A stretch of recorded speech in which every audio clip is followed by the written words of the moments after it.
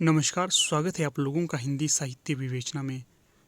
तो आज की इस वीडियो में हम चर्चा करेंगे हिमाचल भाषा अध्यापक प्रश्न पत्र के पार्ट 2 की। इससे पहले हमने पार्ट 1 को कंप्लीट कर लिया था, जिसमें हमने 50 तक के प्रश्नों को देखा था। आज हम देखेंगे 50 से आगे के प्रश्नों को। तो पिछले कल हमारे द्वारा गलती से 2 प्रश्नों को आगे पीछे उत्तर दे दिया गया था। आज उनका उत्तर सही देखते हैं। जैसे 47 प्रश्न था, जिसने ऋण चुका दिया हो उसका क्या सही जवाब होगा? तो इसका सही जवाब होगा ऑप्शन बी, उऋण। अगला है 48, सिर से पैर तक को क्या कहा जाता है? तो इसे कहा जाता है ऑप्शन ए, अपादमस्तक। आगे देखते हैं आगे।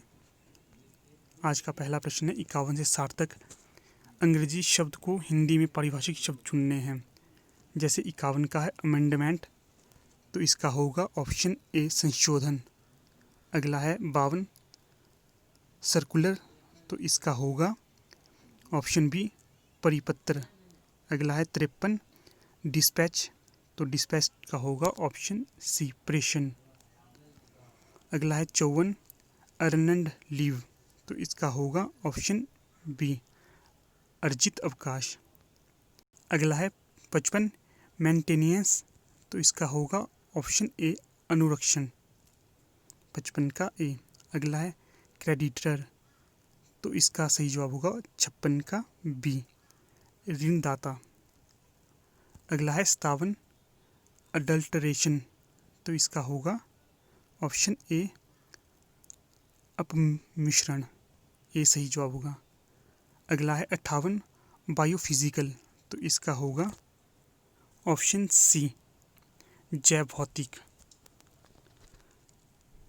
अगला है 59, एपिग्लोटिस, तो इसका होगा ऑप्शन ए, अर्थात अविकाकल। अगला है 60, डिलीट, तो इसका होगा ऑप्शन बी, विलोपन। अगला प्रश्न है 61,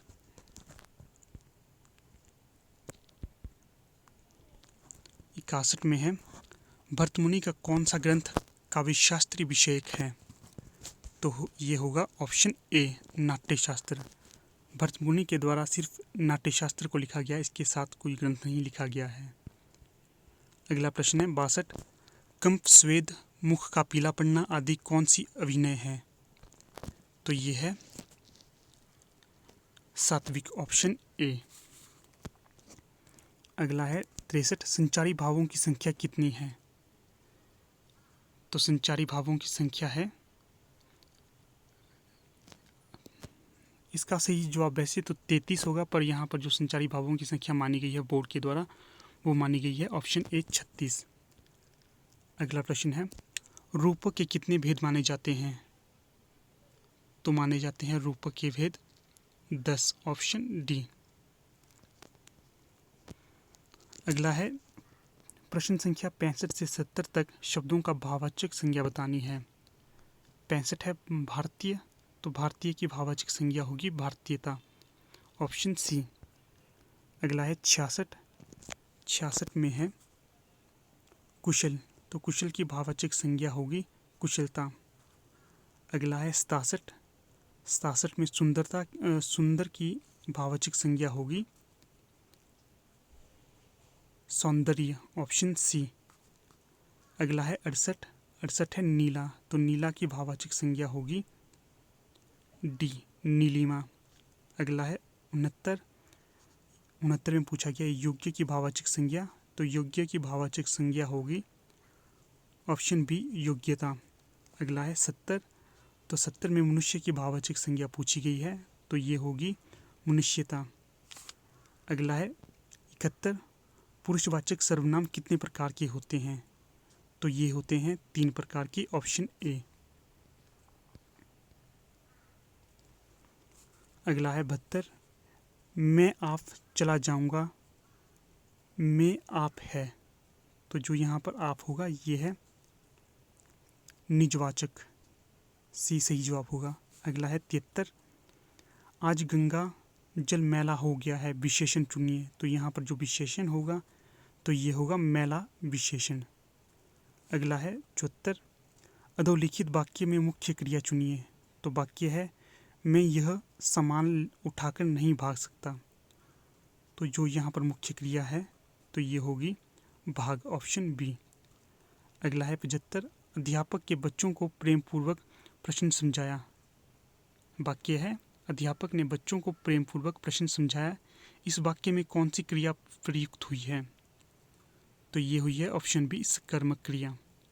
अगला है 76, अपव्यय के कितने भेद होते हैं? तो ये होते हैं 9, ऑप्शन सी। अगला है 77, निपात बोधक कौन कौन से हैं?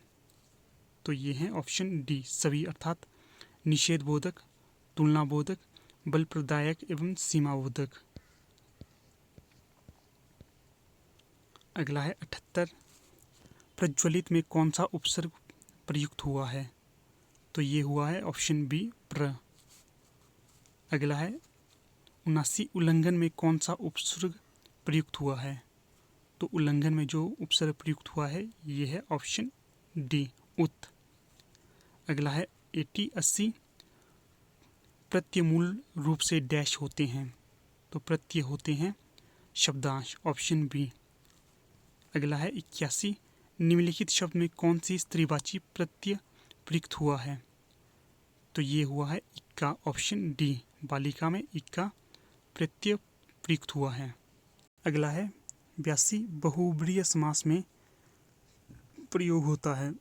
तो इसमें होता है ऑप्शन सी, तीसरा पद प्रधान होता है, ऑप्शन सी। अगला प्रश्न है 83, अधोलिखित पद में कौन सा सही विग्रह क्या है? तो यहाँ पर जैसे कमल नहीं दिया है, इसका सही विग्रह या विच्छेद बताना है, क्या होगा? तो इसका जो सही विग्रह होगा वो होगा ऑप्शन बी, कमल जैसे नयनों वाला। कमल नयन का होगा कमल जैसे नयनों वाला, ऑप्शन बी। अगला है निम्नलिखित पद में प्रयुक्त समास का नाम क्या है? तो 84 का सही होगा मृगलोचनी का डी। तो मृगलोचनी में जो समास का प्रयोग किया गया है ये है बहुब्रीहि, ऑप्शन डी सही जवाब होगा। अगला है 85, निम्नलिखित में से कर्मधारय समास कौन सा है?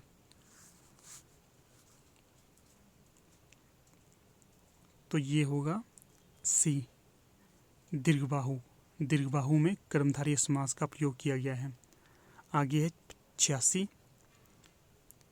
पुतलियां बदलना का सही अर्थ क्या है?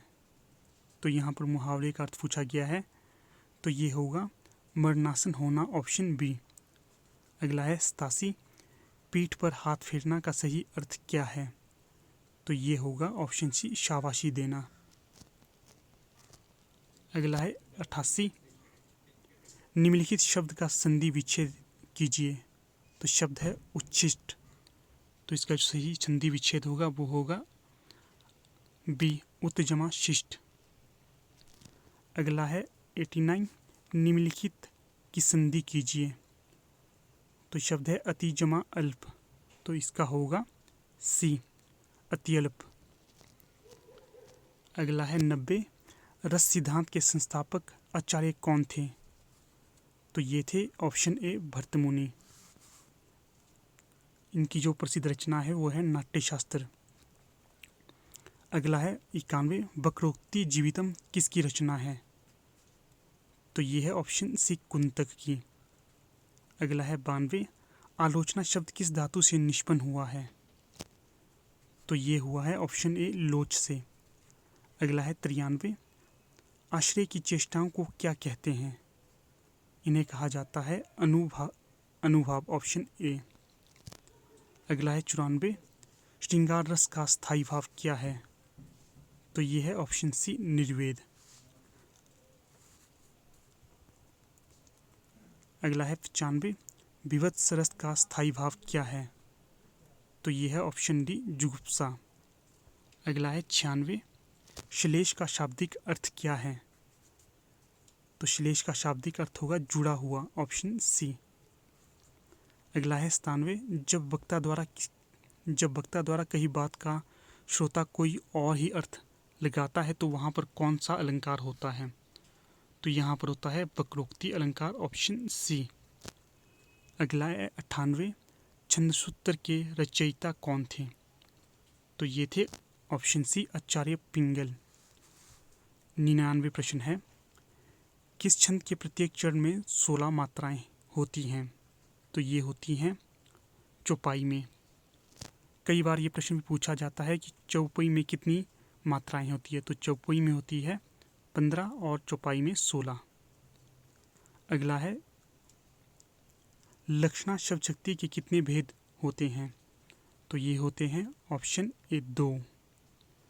तो ठीक है दोस्तों, आज की वीडियो फिलहाल यहीं तक।